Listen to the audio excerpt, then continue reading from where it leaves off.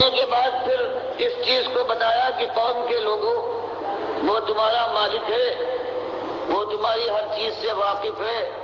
اس کے اندر یہ کمی نہیں ہے، کوئی اس کو بتائے تب اسے خبر ہو۔ تم نے بہت سے بنا لیے ہیں، اس کے ایجنٹ بنا لیے ہیں، اس کے گماشتے ہیں، اور تم نے ان کو پوجنا اور پکارنا شروع کیا ہے کہ اپنی بات ان کے ذریعے سے پہنچاؤ۔ تو میری قوم سن لو، جہاں وہ تمہارا اکیلا مالک ہے وہاں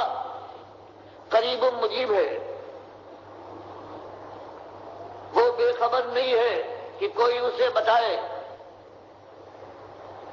وہ تم سے قریب، تمہاری شہرت سے زیادہ قریب ہے، اور اسے تمہاری تمناؤں اور آرزوؤں کی بھی خبر ہے، تمہاری دعاؤں کو وہ سنتا ہے اور مجیب ہے، پھر فیصلہ بھی کر سکتا ہے۔ اس لیے قوم کے لوگوں، اپنے مالک کے ساتھ ظلم کر کے اس کو کمزور، کم علم، اور اپنی طرف سے جن کو تم نے وسیلہ بنا لیا ہے اپنی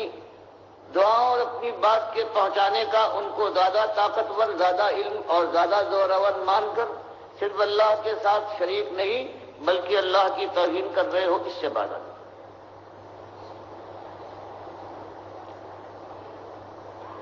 یہی بات قرآن میں جگہ جگہ آئی ہے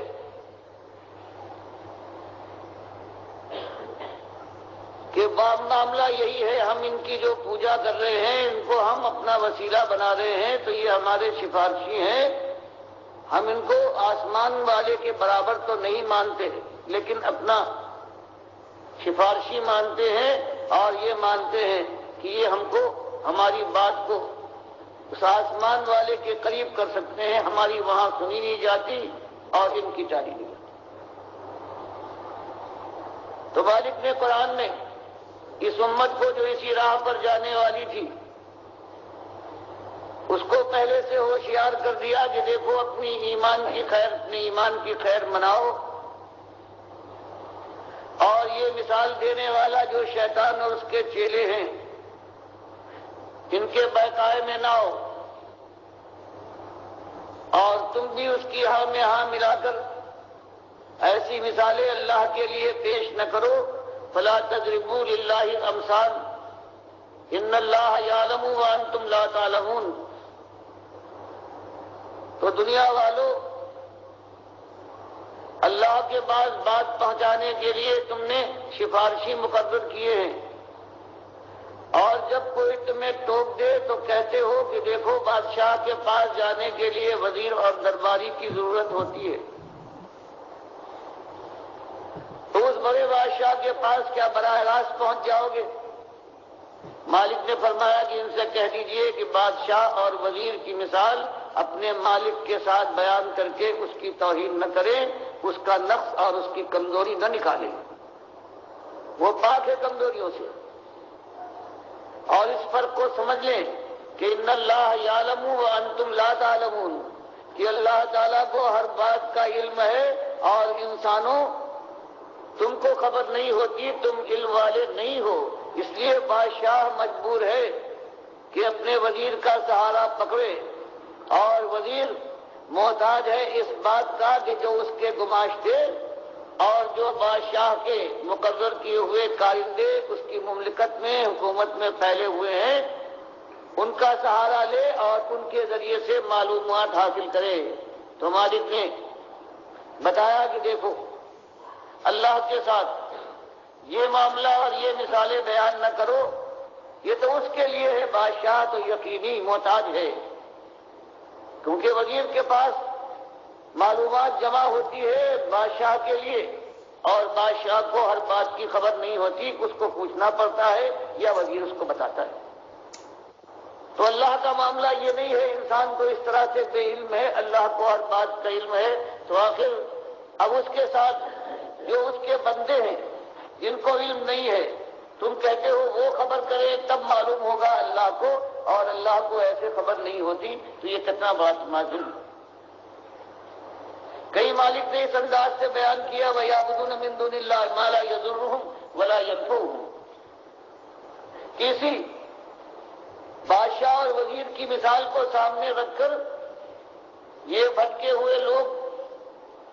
جو اللہ کے ساتھ شرک کر کے اپنے لیے جہنم کا انتظام کرتے ہیں، ان کا عالم یہ ہے پوجا شروع کر دیتے ہیں ان کی جن کو انہوں نے اللہ کا ایجنٹ اور اپنا سفارشی مقرر کر لیا ہے۔ وَيَعْبُدُونَ مِن دُونِ اللَّهِ، فرمایا پھر جب معلوم ہوا کہ ان سے سب کام بنتا ہے تو اللہ کی اب کیا پرواہ، اب ان کی پوجا شروع ہو جاتی ہے۔ فرمایا پھر ان کی پوجا یعبدون من دون اللہ، پھر یہ انسان شیطان کے بہکاوے پر اللہ کو چھوڑ کر اللہ کے بندوں کی پوجا شروع کر دیتا ہے، حالانکہ اللہ کے بندوں کی پوجا سے فائدہ کیا، مالا یضرہم ولا ینفعہم،